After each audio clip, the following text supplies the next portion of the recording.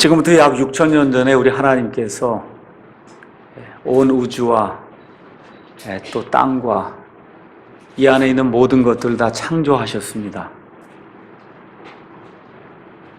그리고 나서 노아의 홍수라고 하는 전 세계를 뒤덮는 그와 같은 물들의 홍수를 일으켜서 사악한 사람들과 또 하나님과 사람들 사이에서 태어난 이와 같은 그 거인 족속을 하나님이 다 멸망을 이제 시키시고 창세기 8장 22절에 하나님이 노아와 그의 아들들에게 복을 허락하시면서 땅이 있을 동안에는 뿌리는 때와 거두는 때가 있고 추위와 더위가 있고 여름과 겨울이 있고 낮과 밤이 있어서 이 땅이 존재하는 동안에는 이 모든 것이 끊임없이 계속해서 지속될 것이다. 하나님이 그렇게 말씀해 주셨습니다. 어젯밤부터 하여튼 굉장히 더우셨죠? 왜 그러냐면 이 말씀 때문에 그래요. 하나님께서 땅이 존재하는 동안에는 여기 기록된 그 말씀 그대로 여름과 겨울이 끊이지 않고 계속되고 또 낮과 밤이 끊이지 않고 계속되고 추위와 더위가 끊이지 않고 계속된다고 하는 이 하나님의 그 언약의 그 말씀에 따라서 그래서 이번 달 되니까 굉장히 더워서 밤에 잠을 잘 수 없을 정도로 그렇게 지금 상황이 이제 바뀌고 있어요. 아주 더운 날이 오고 있습니다. 제가 왜 이 이야기를 하느냐 하면 때가 되면 반드시 올 것이 오는 것 그거를 하나님은 신실하다고 이야기합니다. 오늘 제가 여기 사람이 마땅히 우리를 그리스도의 사역자요 하나님의 신비들을 맡은 청지기로 여길지어다. 또한 청지기들에게 요구되는 것은 신실한 사람으로 드러나는 것이다 라고 지금 고린도전서 4장 1절 2절의 말씀을 제가 오늘 선포하는데 그 제목은 이제 신실한 청지기다 이렇게 잡았어요. 근데 신실하다 이렇게 얘기를 하니까 사람들이 자꾸 오해하거나 이해하지 못하기 때문에 그래서 제가 이 말씀을 좀 드린 겁니다. 신실하다라고 하는 말은 영어로 faithful 이렇게 돼 있어요. 그래서 faith라고 하는 단어, 믿음이라고 하는 단어가 full, 가득 차 있다 그런 얘기예요. 그러니까 믿음이 가득 차다 하니까 그걸 우리가 신실이라고 우리가 이제 번역을 했습니다. 믿을만하다 그런 뜻이에요. 하나님은 믿을만한 분이시다 이렇게 이야기할 수가 있고 그래서 예수님을 믿고 하나님의 일을 하는 사람이 해야 될 가장 큰 일은 신실한 사람으로 정말 저 사람 믿을만하다 하는 그런 사람으로 드러나는 것이 하나님의 일을 하는 사람의 첫 번째 조건이다. 성경이 지금 그렇게 이야기를 하고 있습니다. 미국에 가면은 국립공원이 여러 개가 있는데 다 특징이 있습니다. 그 중에 옐로우스톤 국립공원이라고 하는 데가 있는데 여러분도 이제 아시다시피 그 국립공원에 가면 야생동물도 많이 있고 그 국립공원의 특징은 온천수가 이제 많이 있어서 그것이 모였다가 이렇게 펑 하고 이제 터져 올라오면은 그걸 우리가 가이저라고 얘기하는데 우리 한국말로는 간헐천이라고 얘기해요. 그래서 높이가 한 50m까지 수증기와 함께 이게 쫙 김이 이제 올라가면서 아주 장관을 이룹니다. 근데 거기 가서 보면 간헐천들이 여러 개가 있어요. 아주 작은 것도 있고 큰 것도 있고 한데 하여튼 이 옐로우스톤 국립공원에 가서 보시면 가장 유명한 장소가 어디냐 그렇게 물으면 올드 페이스풀이라고 하는 데가 있어요. 간헐천인데 아주 오래되고 신실한 온천이 있다 그런 뜻입니다. 왜 신실하냐 하면 어김없이 65분만 딱 지나면 그러면 여기 증기가 올라오는 겁니다. 그러니까 65분 동안 기다릴 필요가 없고 갔더니 이미 증기가 올라왔다. 그러면 딴 일 다 보고 65분 될 때 딱 돌아오면은 그러면 증기가 하늘로 올라가는 대장관이 이제 펼쳐져요. 그래서 그것의 이름을 Old Faithful, 그러니까 아주 오래되고 아주 믿음이 충만한 그런 온천이다. 그래서 이름이 Old Faithful이라고 하는 그런 가이저가 있습니다. 우리가 이제 학교 졸업하고 이 세상에 나가면 직장 생활을 이제 하게 됩니다. 그 외에 이제 상사들도 있고 하는데 대부분의 그 앙케이트 조사나 이런 걸 보면은 직장 상사들은 누구를 원하느냐. 많은 사람들이 머리 좋은 사람, 학력이 좋은 사람, 뭐 또 재능이 있는 사람, 또 여자들 같으면 뭐 인물 좋은 사람, 또 영어를 잘하는 사람, 중국어를 잘하는 사람, 상사들이 아마 이런 것을 원할 거다 이렇게 생각을 하고 사회에 발을 내딛는 그 같은 사람들이 많이 있어요. 그래서 소위 스펙을 높이려고 뭐 여러 가지 자격증도 따고 이렇게 하고 있습니다. 중요하다고 생각이 들어요. 예, 열심히 공부하고 여러 가지 준비하는 것이 중요하다고 생각이 듭니다. 근데 실질적으로 회사에 가서 생활하다 보면 오랫동안 살면서 회사에서 직장 생활하는데 가장 필요한 것은 이런 것들도 물론 중요하지만 사람이 신실한 자로 드러나야 되는 것. 야, 정말 저 사람 믿을만 하구나. 일을 맡겨놓으니까 분명히 저 일을 하네.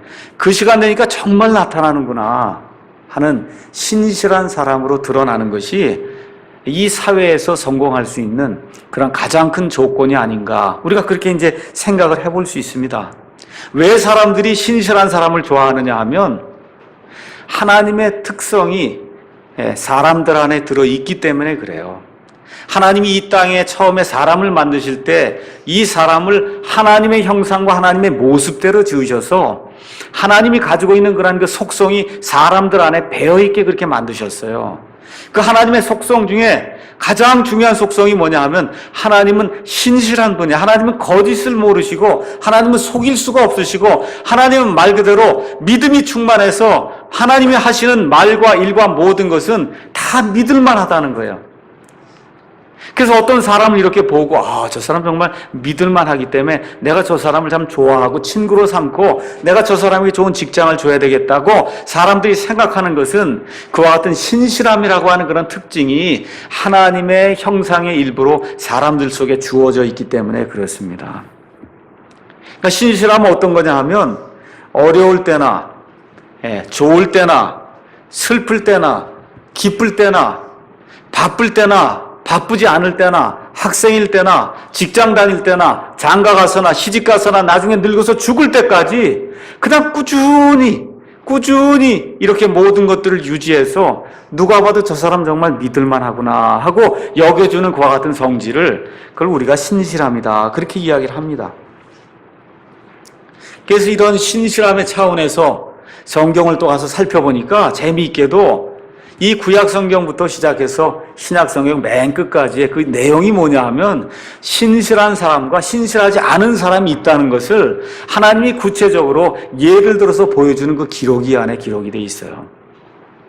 그래서 가인과 아벨, 그 다음에 에서와 야곱, 그 다음에 사울과 다윗, 그 다음에 예수님의 제자들 중에서 가룟 유다와 베드로, 그 다음에 또 부부를 예로 들라고 하면 아나니와 삽비라라고 하는 부부가 있고 또 어떤 부부가 있어요. 성경이 유명한 브리스길라와 아굴라라는 부부가 있어요. 그렇죠? 이게 다 대조가 돼서 나오더라 그런 얘기입니다. 그래서 하나님의 신실하심의 그 관점에서 보니까 하나님께 신실한 그런 사람들이 있고 하나님께 신실하지 못한 사람이 있다는 거예요. 이것 중에 가장 대표적인 그런 인물로 누구를 들 수 있냐면 예수 그리스도와 사탄 마귀를 들 수가 있어요. 가장 신실한 분이 우리 주 예수 그리스도시고 하나님께 대해 가장 신실하지 못한 자가 사탄 마귀다. 그래서 이 사탄 마귀의 종이 돼서 그의 자녀들로 평생을 보내는 그와 같이 신실하지 못한 자들이 있고 또 예수 그리스도를 신실한 그런 모본으로 삼고 그래서 하나님께 신실하게 이 삶을 바치는 그와 같은 사람들이 있다. 그 내용을 지금 성경이 시청과 그런 교육을 통해서 우리에게 가르쳐주고 있습니다. 오늘 여기 4장 1절에 가서 보니까 사람이 마땅히 우리를 그리스도의 사역자로 그렇게 여겨야 된다는 겁니다. 그리스도의 사역자. 그래서 첫 번째 그리스도의 사역자는 무엇인가 제가 한번 말씀을 드리도록 하겠습니다. 여기 우리가 이제 모여 있는 이 장소를 보통 사람들은 교회라고 이야기하는데 실질적으로 교회는 사람이 교회입니다. 그렇죠? 그래서 사람이 이렇게 교회인데 이 사람은 유기체예요. 살아있는 생명체예요.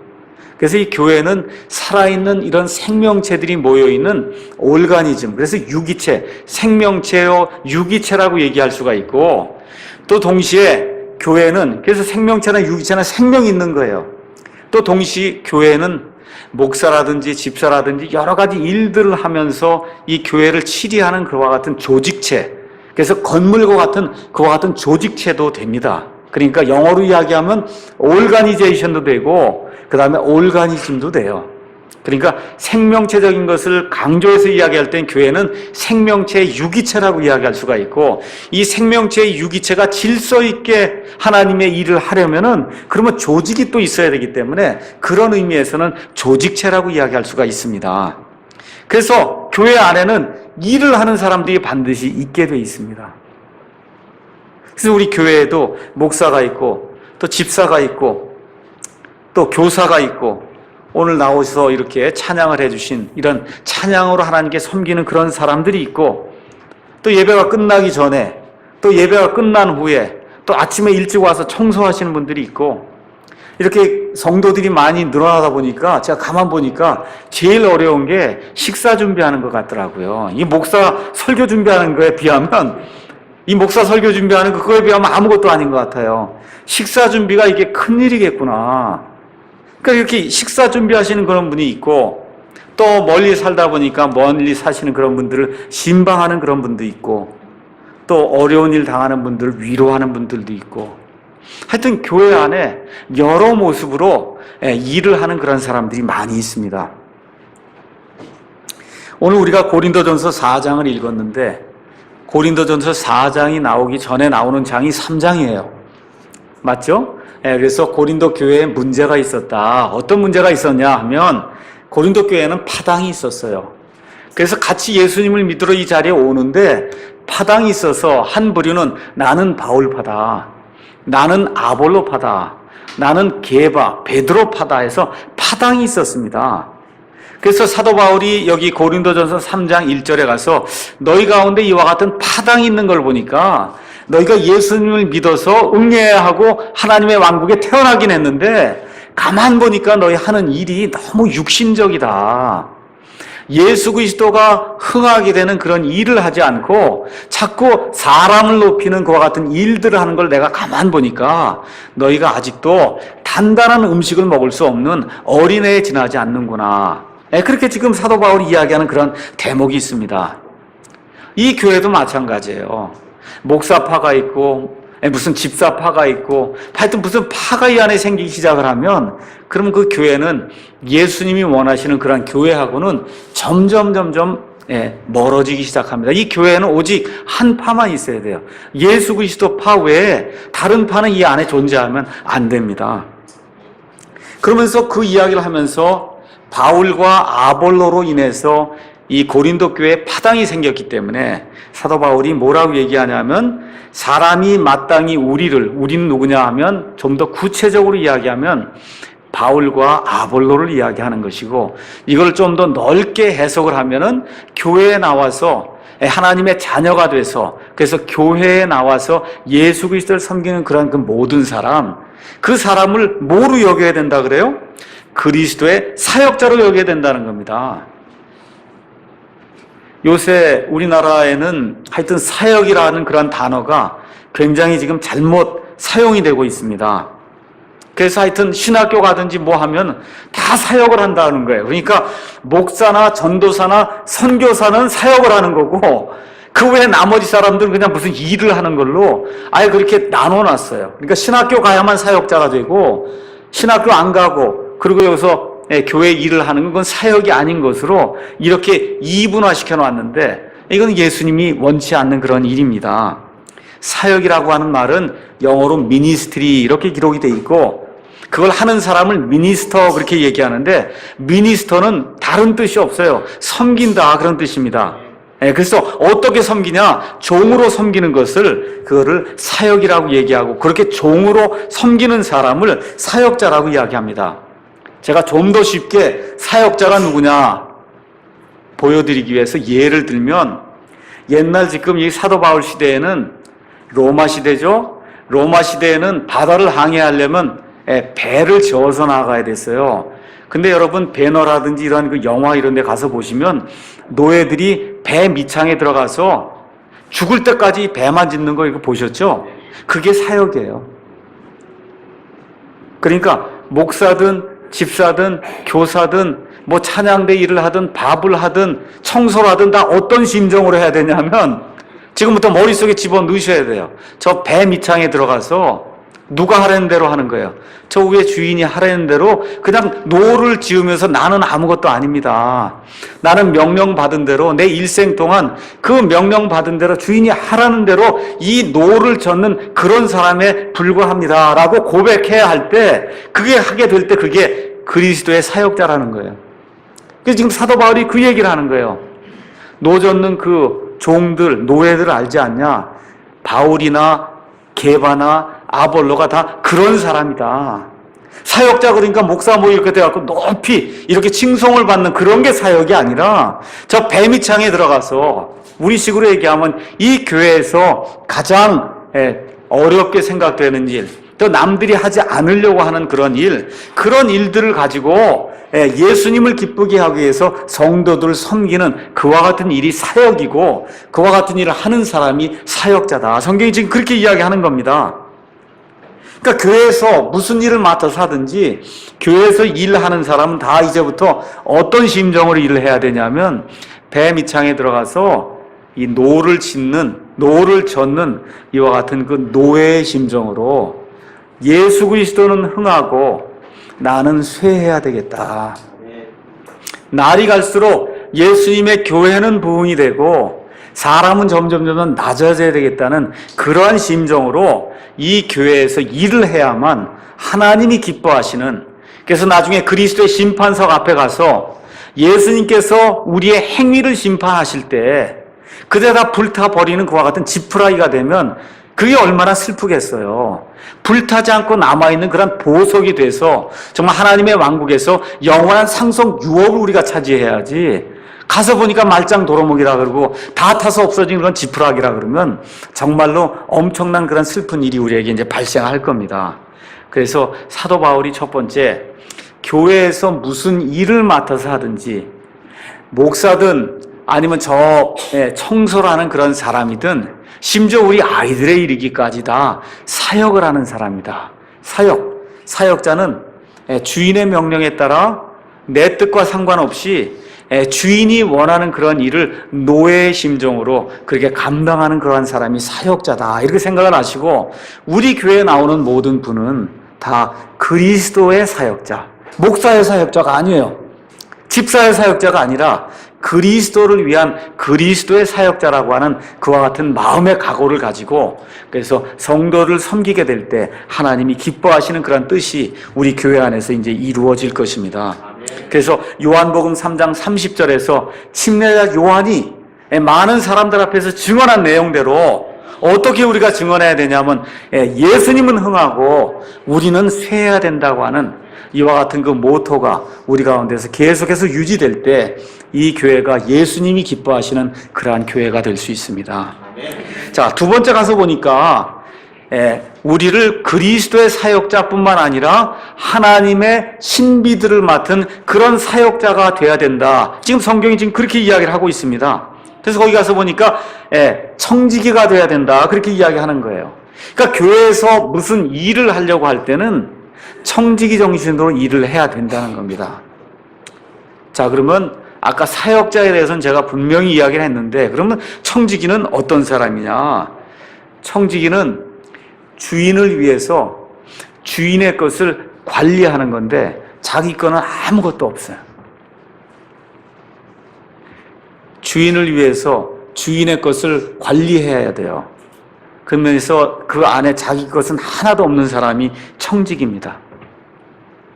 옛날에 요셉이 이집트 땅으로 이제 노예로 팔려가서 누구의 청지기가 됐어요? 이집트의 호위 대장 이 보디발이라고 하는 사람의 이 청지기가 돼서 그의 온 집을 다 다스렸어요. 근데 자기 건 아니에요. 누구 뜻대로 다스려야 돼요? 주인의 뜻대로 다스려야 되는 겁니다. 내 걸 주장할 것이 하나도 없는 사람, 그게 청지기다. 성경이 그렇게 이야기합니다. 여기 우리가 이렇게 모여 있는데 이게 교회입니다. 교회. 이 교회는 하나님의 집안 사람들이 교회예요. 예수님의 피로 말미암아 다시 한번 태어나서 하나님의 집 식구가 된 사람들이 그게 교회예요. 그러니까 교회에서 일하는 자는 어떤 일을 맡아서 하는 그런 사역자든지 다 어떻게 해야 되냐 하면은 청지기 자세로 일해야 돼요. 청지기 자세로 어떻게 일하냐 하면 내 걸 가지고 일하는 게 아닙니다. 하나님의 것을 가지고 하나님의 집안 사람들을 먹여 살리고 관리하는 그런 일을 해야 되겠다 하고 생각해야 그게 하나님의 청지기라는 겁니다. 다시 한번 제가 말씀드리지만 내 것으로 채워주려고 하면 그러면 한계가 있어요. 하나님의 청지기는 하나님의 것을 가지고 누구를 먹여 살리는 거예요? 하나님의 집안 사람들을 먹여 살리는 그와 같은 사람이 하나님의 청지기다. 그럼 하나님의 청지기가 되려면 뭘 할 줄 알아야 되냐 하면은 누구에게 무언가가 필요하다고 하는 사실을 먼저 깨달아 알아야 청지기가 될 수 있어요. 그러니까 여러분이 하나님의 청지기가 내가 돼야 되겠다 이렇게 생각하시면 가만히 생각을 해봐야 돼요. 이 교회에 우리가 모여 있는데 이 하나님의 집안 사람들 중에 어떤 사람에게 어떤 필요가 있을까 해서 그거를 잘 먼저 살펴서 하나님의 것을 가지고 그 필요를 내가 만족을 시켜줘야 되겠다라고 생각하는 그 사람이 하나님의 청지기다. 성경이 그렇게 이야기하는 겁니다. 그래서 저는 우리 교회에 나오는 모든 성도님들이 예수님의 사역자가 되고 또 동시에 하나님의 청지기가 돼서 그래서 옆에 있는 사람들의 필요를 채워줄 줄 알고 또 밖에 있는 믿지 않은 사람들의 그 필요, 영혼의 그 필요를 채워줄 줄 아는 그와 같은 하나님의 청지기가 되기를 간절히 원합니다. 근데 거기 가서 보니까 1절에 뭐라고 기록되어 있냐면 그냥 단순히 하나님의 청지기가 아니라 하나님의 신비들을 맡은 청지기가 되어야 된다는 거예요. 하나님의 청지기가 아니라 단순한 청지기가 아니라 하나님의 신비들을 맡은 청지기가 되어야 된다. 그러면 청지기 노릇을 제대로 하려면 뭐가 있어야 된다는 거예요? 하나님의 신비가 뭔지를 알아야 된다는 겁니다. 그 하나님의 신비를 제대로 알지 못하면 하나님의 청지기 노릇을 할 수 없다는 거예요. 그럼 하나님의 신비는 뭐냐 하면 하나님께서 계시해 주지 않으면 알지 못하는 것을 하나님의 신비라고 성경이 이야기해 줘요. 내가 책을 보고 알 수 있는 것은 하나님의 신비가 아니에요. 내가 공부해서 노력해서 돈을 가지고 이렇게 무언가를 해서 알 수 있는 것은 그건 하나님의 신비가 아닙니다. 하나님의 신비는 하나님께서 계시해 주신 이 하나님의 말씀을 통해서 하나님이 영광으로 주신 이 말씀, 지금까지 보존해 주신 이 말씀을 통해서 하나님께서 우리에게 가르쳐 주시는 그와 같은 은밀한 일을 성경은 하나님의 신비라고 이야기합니다. 제가 몇 가지만 말씀을 드릴게요. 무엇이 신비냐 하면 하나님 자신이 신비예요. 그러니까 하나님 자신을 아는 사람이래야 하나님의 청지기가 될 수 있다는 거예요. 또 어떤 분이 신비냐 하면 예수 그리스도가 신비예요. 어떻게 하나님께서 사람의 몸을 입고 이 땅에 오실 수 있는가? 그분이 어떻게 죽었다가 다시 살아나실 수 있는가? 그분이 신비라고 성경이 우리에게 이야기를 하고 있습니다. 또 어떤 분이 신비냐 하면 우리 마음속에 온 우주 공간을 만드신 그 하나님, 그 하나님의 영이 지금 우리 마음에, 우리 가운데 지금 들어와서 우리를 지금 성전 삼아서 우리 가운데서 지금 역사하고 계시거든요. 그분, 그 성령님이 신비 그 자체라는 겁니다. 그래서 아버지와 아들과 성령님의 이 삼위일체 하나님이 신비라고 하는 그 사실을 깨닫지 못하면 하나님의 청지기 노릇을 할 수가 없다고 지금 성경이 이야기하는 거예요. 또 무엇이 신비냐 하면 하나님께서 온 우주 만물을 창조하신 이 창조 자체가 신비예요. 하나님이 말씀을 하니까 무에서 지금 유가 돼서 온 우주 공간에 있는 이와 같은 해와 달과 별들과 저와 여러분과 이 물고기와 공중의 새와 모든 것들이 지금 다 만들어졌거든요. 이 모든 게 하나님의 신비라고 하나님이 이야기를 하고 있어요. 또 어떤 게 신비냐 하면 이 모든 것이 믿겨지는 게 신비예요. 이게 믿어지는 게 신비다 그 얘기예요. 또 어떤 게 신비냐 하면 이 엄청난 것을 믿는데 이걸 내 힘으로 하지 않고 내가 가진 어떤 것으로 하지 않고 하나님이 거저주시는 그와 같은 선물, 은혜로 한다고 하는 그 은혜가 또 하나님이 우리에게 맡겨주신 신비라는 겁니다. 그래서 우리가 예수님과 함께 공동 상속자가 돼서 그래서 온 우주 만물을 다스릴 것 같은 권세를 갖는다는 거. 그래서 구원받아서 이와 같이 하나님의 유업의 상속자가 된다는 것이 그게 신비라는 겁니다. 이러한 신비와 함께 교회를 이렇게 모이는 게 또 신비예요. 이게 얼마나 신기한 일입니까? 저희가 2년 전에 시작할 때 몇 명 되지 않았는데 여기저기 지금 사람들이 모여서 이렇게 많이 예배 드릴 수 있게 되는 거, 이거 신비한 일 아닙니까? 이게 신비다. 성경이 그렇게 이야기합니다. 나중에 우리 예수님께서 재림하실 때 나팔 소리가 들릴 때 우리 예수님 안에 있는 자들이 죽음을 맛보지 않고 하늘로 채 올라가는 그 휴거라고 하는 그런 사건, 그것도 하나님이 신비라고 이야기합니다. 또 하나님께서 우리의 몸이 죽어서 몸이 이 땅에 들어가서 몽땅 다 녹아 있을 때, 해체되어 있을 때 예수님께서 재림하시면서 나팔 소리가 날 때 우리의 몸이 다 다시 조합이 돼서 다시 몸이 부활이 되는 것, 그 자체가 신비라고 성경이 이야기를 하고 있어요. 그러니까 하나님의 우리의 청지기 노릇을 제대로 하기 위해서는 이 하나님뿐만 아니라 예수 그리스도, 성령님, 천사들, 천국과 지옥, 그 다음에 사람이 구원받는 것, 은혜, 그렇죠, 교회, 휴거, 예수님의 재림, 부활, 이 모든 것들이 몽땅이 다 신비이기 때문에 이와 같은 것들을 제대로 아는 것과 같은 사람이 하나님의 청지기로서 제대로 하나님의 것을 관리할 수 있는 그런 사람이 될 수 있다는 겁니다. 자, 그렇게 이제 사도 바울이 이야기하고는 청지기는 조건이 하나가 있다, 그렇게 이야기합니다. 예수 그리스도의 사역자요, 하나님의 신비들을 맡은 그러한 청지기가 되려면 하나님은 딱 한 가지를 요구하신다는 거예요. 그것이 뭐냐 하면 2절에 나와 있는 말씀, 청지기들에게 요구되는 것은 신실한 사람으로 드러나야 된다는 겁니다. 신실한 사람으로 드러나야 된다는 거예요. 청지기는 누구에게 신실해야 되냐 하면 주인에게 신실해야 돼요. 그런데 이거를 오용하거나 남용하는 사람이 있어요. 나는 예수님께만 신실하면 되지 사람에게만 신실하지 않아도 됩니다. 이건 잘못된 신실입니다. 하나님께 신실한 사람은 하나님의 식구인 주변에 있는 성도들에게 신실할 수밖에 없어요. 이 두 가지가 동시에 일어나는 거지, 하나님께는 신실한데 옆에 있는 사람들에게 신실하지 않다, 그건 하나님께 신실하지 않은 겁니다. 그래서 사도 바울이 이야기하는 그러한 말로 표현하면 바울이 더 유명하냐, 바울은 말을 잘 못했거든요. 아볼로는 말에 능한 사람이에요. 그러니까 설교를 누가 잘했겠어요? 누가 잘했겠어요? 아볼로가 설교를 잘했을 거 아닙니까? 그러니까 아볼로가 바울보다 더 설교를 잘하느냐? 하나님은 거기에 관심을 두지 않는다는 거예요. 누가 더 많은 사람들을 주님 앞으로 이끌었어요? 바울과 아볼로가. 둘 중 하나.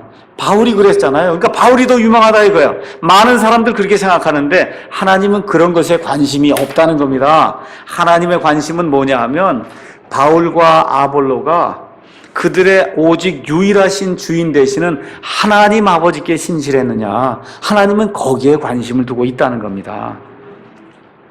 근데 신실한 거 이야기하니까 제가 아까도 말씀드렸듯이 사람들이 오해하기 쉬워요.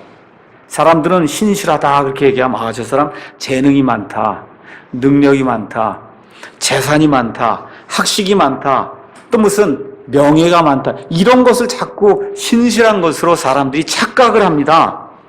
근데 하나님이 말씀하시는, 성경이 가르치는 신실함은 전혀 그런 게 아니에요. 아주 제가 쉽게 말씀드릴게요. 있어야 할 시간에 있어야 할 곳에서 주인이 맡겨준 일을 묵묵히 하는 게 신실한 거예요. 저를 따라서 한번 해보겠습니다. 있어야 할 시간에 있어야 할 곳에서 주인이 맡겨진 일을 묵묵히 하는 것, 그게 신실한 거예요. 그러니까 뭘 생각하시면 되냐면 그저 8월 되면은 뜨거운 거 오시는 거 알죠? 뜨거운 게 와요. 겨울 되면 차가운 거 오는 거 알죠? 그게 신실한 거예요. 때가 되면 꼭 온단 말이에요. 이게 뜨거워야만 어떤 일이 발생해요. 저 밖에 있는 오곡백과가 익지 않습니까? 그렇죠? 그래야 결실이 이루어져서 가을에 우리가 수확을 하지 않습니까? 이게 와야만 된단 말이에요. 그러니까 있어야 할 그 시간에, 그렇죠? 있어야 할 그 장소에 그래서 반드시 거기에 있어서 주인이 하라고 하는 그런 일들을 하는 것, 묵묵히 하는 것. 여러분, 해와 달과 별이 뭐 무슨 소리 내는 거 봤어요? 원망하는 거 소리 냅니까? 그런 거 아니잖아요. 어떻게 돼? 시간이 되면 있어야 할 때 딱 가서, 그래서 햇볕을 내려 쬐잖아요. 그렇죠? 비를 내려 붓지 않습니까? 눈을 내려 붓지 않습니까? 이렇게 해서 만물이 돌아가도록 만드는 것이, 그게 하나님의 신실하십니다. 제가 오늘 왜 다니엘서 6장을 읽었냐 하면, 신실한 게 어떤가를 보여주기 위해서, 그래서 다니엘서 6장을 제가 같이 읽자고 그렇게 이야기를 했습니다. 자, 우리 아이들에게 한번 물어봐야 되겠다. 다니엘서 6장을 읽었죠? 여기 나오는 왕이 누구예요, 이름이? 다리오 왕이었어요. 그렇죠? 다리오가 지금 페르시아와 메대의 온 지역을 다스리는 그러한 훌륭한 그런 왕이 됐습니다. 왕이 되니까 왕 혼자 이걸 다스릴 수가 없으니까 통치자 몇 명을 세웠다 그래요. 성경 보지 마시고 몇 명을 세웠어요? 120명을 세웠다 그랬죠? 맞습니까? 그리고 120명을 세웠는데 이 120명들을 또 통치할 그와 같은 사람이 필요해서 총리 몇 명을 세웠다 그랬어요. 3명을 세웠는데 그 총리 3명 중에 한 사람이 누구라는 거예요? 다니엘이다. 그러니까 다니엘이 얼마나 위대한 사람인 줄 여러분 알겠어요? 그러니까 미국보다 더 넓은 페르시아 제국, 메데 페르시아 제국에서 왕 다음에 3명이 있었는데 그 3명 중에 으뜸 가는 사람이 다니엘이었다는 거예요. 다니엘. 그러니까 얼마나 위대한 사람이었습니까? 자, 그런데 이렇게 위대한 사람이 하나님을 열심히 섬기고 하나님께 경배를 하니까 마귀가 그냥 두려고 하질 않는 거예요. 그래서 어떤 일이 발생했어요? 그 120명의 통치자들하고 2명의 총리가 어떻게 하든지 이 다니엘을 고소하고 다니엘을 비방을 해서 다니엘의 권력을 좀 없애야 우리가 올라가지 않겠냐 해서, 그래서 어떻게 해요? 계획을 세웠단 말이에요. 그래서 어떻게 하기로 했어요? 지금 어떻게 하든지 다니엘이 섬기는 그 하나님, 그 하나님의 율법의 거치는 무엇인가를 조항을 만들어서, 그래서 이 다니엘이 그 율법으로 말미암아 쓰러져서 모든 권세를 잃도록 우리가 만들어야 되겠다. 그렇게 하고는 이 음모를 꾸미는 그런 내용이 여기 다니엘서 6장에 기록이 되어 있습니다. 자, 근데 어떠한 걸 이용했는지 아세요? 다니엘이 가지고 있는 어떤 성품을 이용했냐? 6장 4절에 가서 보니까 그때 총리들과 통치자들이 왕국에 관하여 다니엘을 고소할 기회를 찾고자 하되 어떤 기회나 허물도 찾지 못하였더라. 그 다음에 뭐라고 기록되어 있어요? 그는 신실하였으므로 그에게서 어떤 실수나 허물도 찾아볼 수 없었다는 거예요. 자, 그러면 신실하다는 게 뭐라 그랬어요? 아까 제가 있어야 할 시간에, 그렇죠? 있어야 할 곳에서 해야 될 일을 묵묵히 하는 게 신실한 거라 그랬죠? 그러니까 이 사람들이 가만히 보니까 다니엘은 하루에 3번 무슨 일이 있어도 하나님께 경배를 드리기 위해서 예루살렘 성이 있는 그쪽을 향해서 머리를 조아리고 하나님께 경배하는 걸 지금 알았단 말이에요. 이걸 뭐라 그래요? 다니엘의 신실함이다. 이 다니엘의 신실함을 걸고 넘어지는 것 외에는 이 사람을 권좌해서 내려오게 할 수 있는 방법이 없었기 때문에, 그래서 10절에 가서 보니까 이렇게 해서 이 사람들이 음모를 꾸면서 이 30일 동안에는 어느 누구에게도 기도하지 못하도록 왕이 명령을 내리십시오. 그러면 누가 걸려들겠어요? 왜 그래요? 다니엘이 어떻기 때문에? 신실했기 때문에. 그래서 10절에 뭐라 그러는 거예요? 이제 그때 다니엘은 그 조서에 도장이 찍힌 것을 알고도 자기 집에 들어가 자기 방에서 예루살렘을 향하여 창문을 열고, 그 다음에 뭐라고 기록되어 있어요? 전에 하던 대로 하루에 3번씩 무릎을 꿇고 기도하며 자기 하나님 앞에서 감사를 드리니라.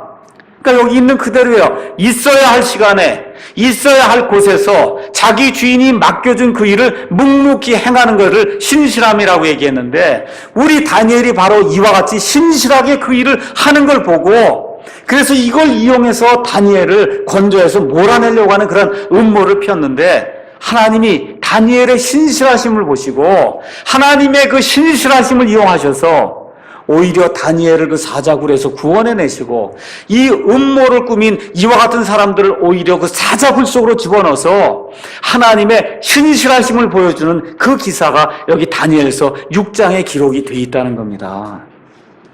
이게 신실함이라는 거예요.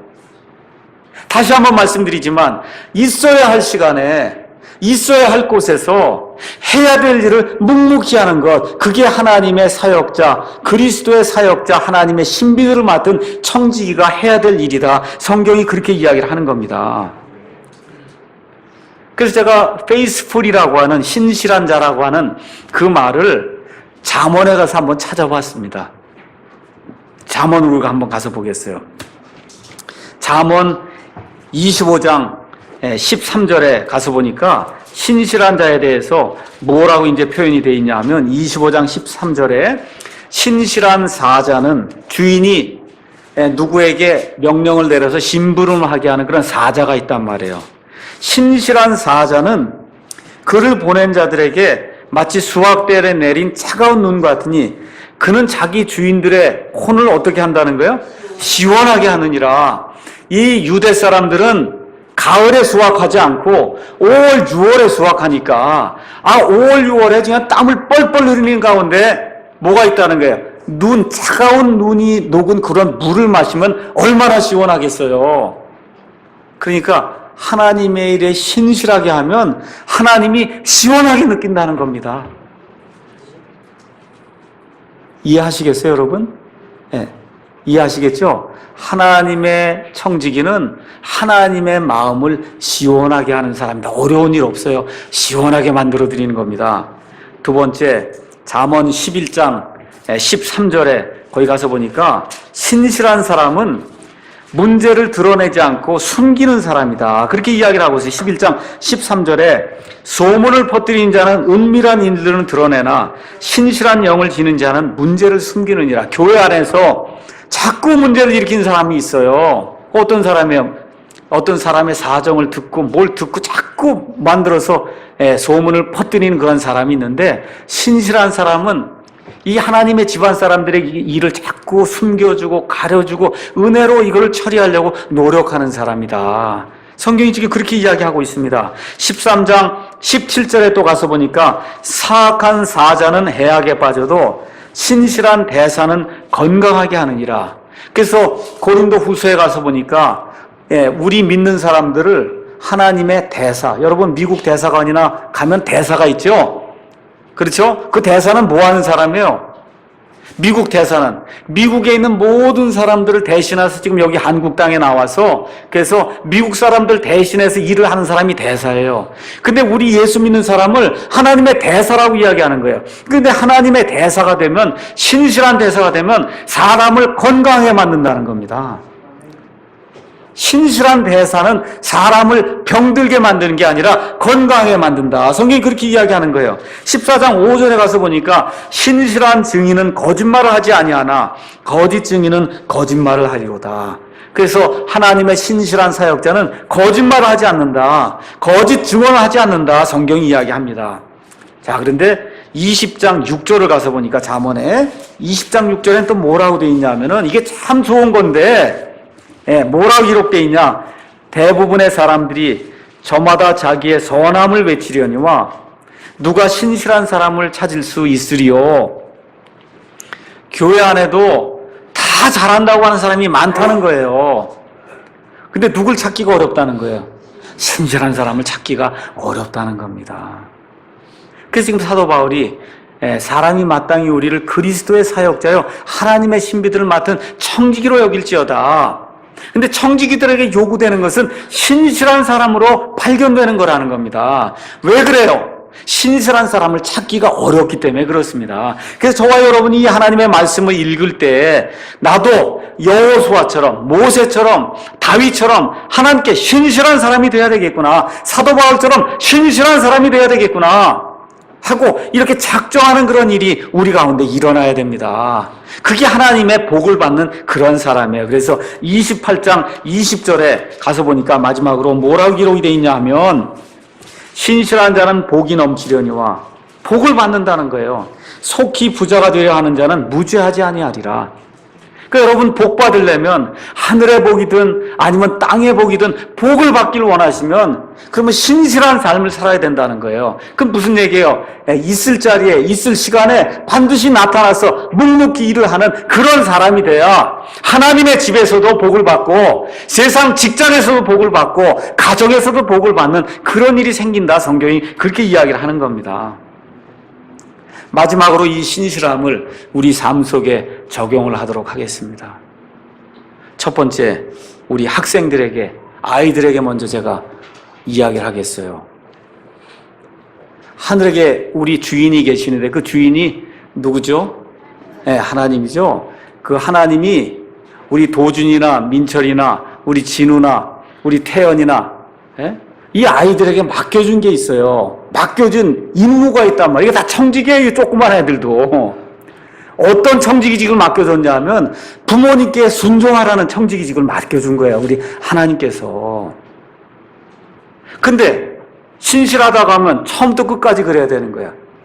1살 태어나서부터 늙어서 죽을 때까지 부모님께 순종하라고 하는 청지기직을 이 아이들에게 하나님이 맡겨준 거예요.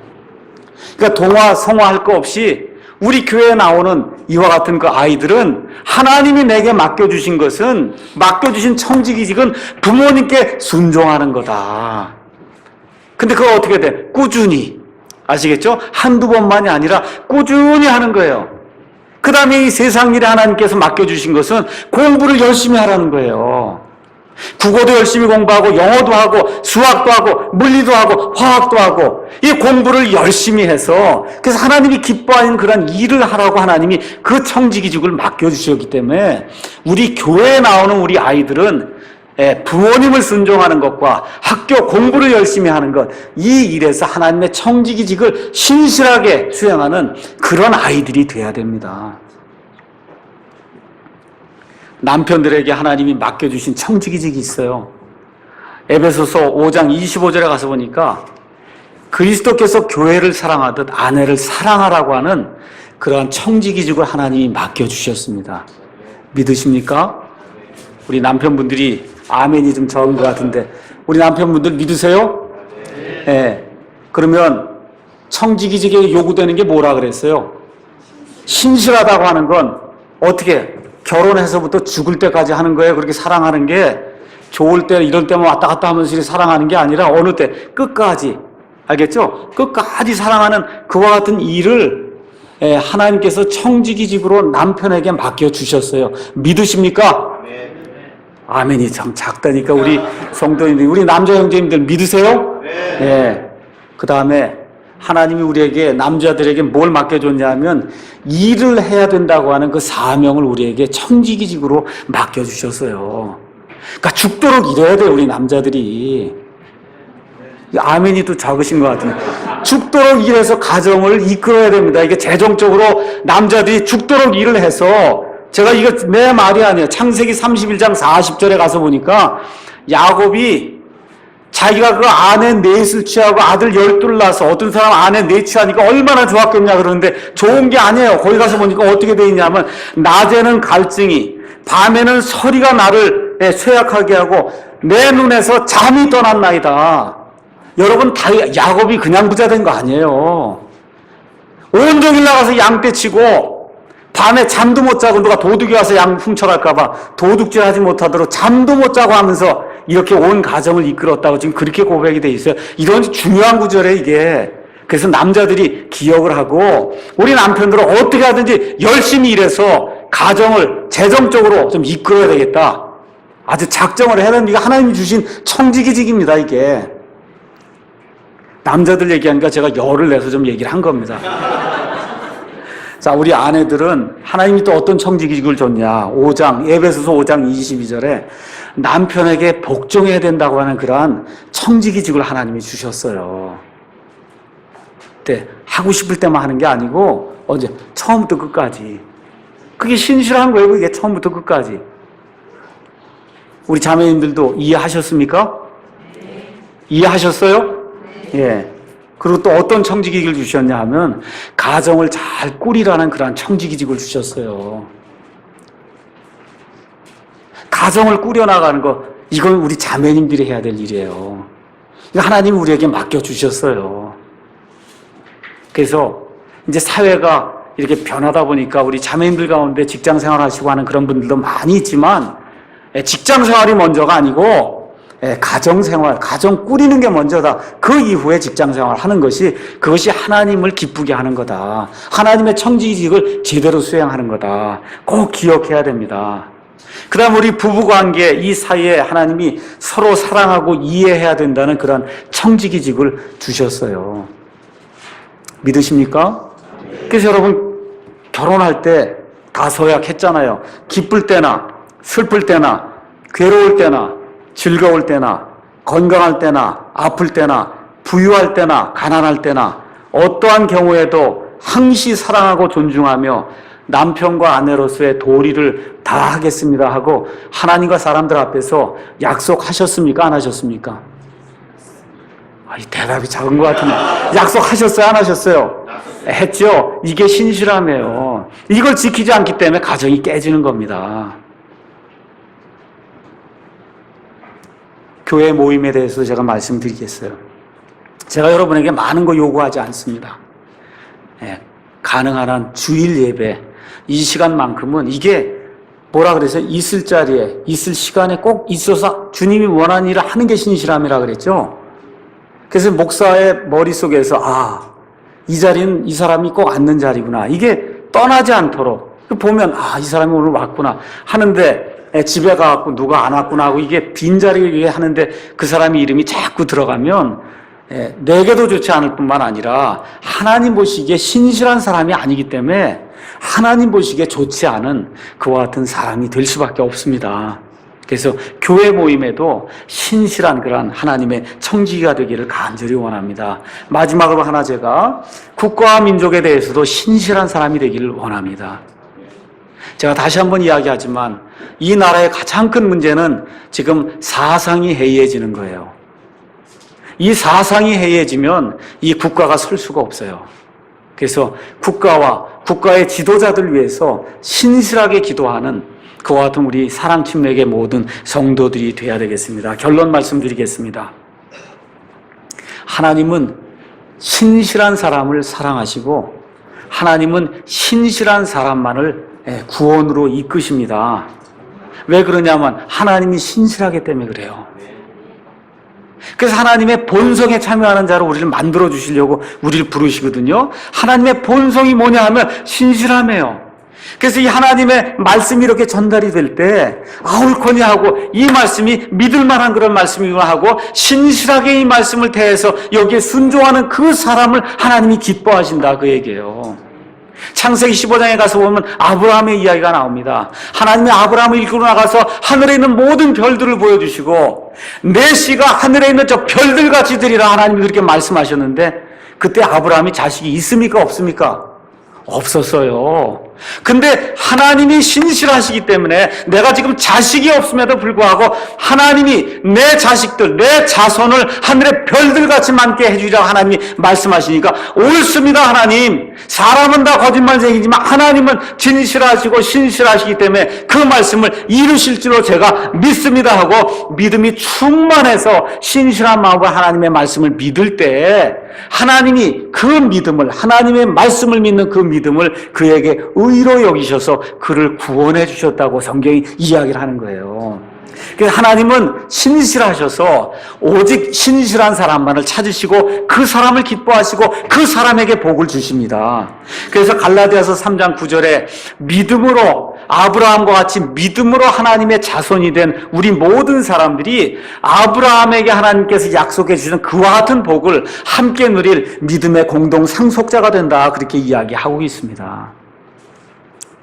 베드로서 3장 9절에 우리 예수님의 그 재림의 약속에 대한 그와 같은 내용이 나오는데 그분이 다시 오신다고 하는 그 약속이 지금까지 이루어지지 않고 있으니까 많은 사람들이 조롱을 하고 있거든요. 거기 뭐라고 기록되어 있어요? 그분께서 오신다고 하는 그 약속, 그것이 더디 이루어지는 것이 아니라 하나님은 모든 사람이 멸망하지 않고 모두가 다 회개해서 아무도 멸망하지 않고 하나님 앞에 이르러서 구원받기를 원한다고 하나님이 이야기를 하세요. 왜 그러세요? 하나님이 신실하시기 때문에 그렇습니다.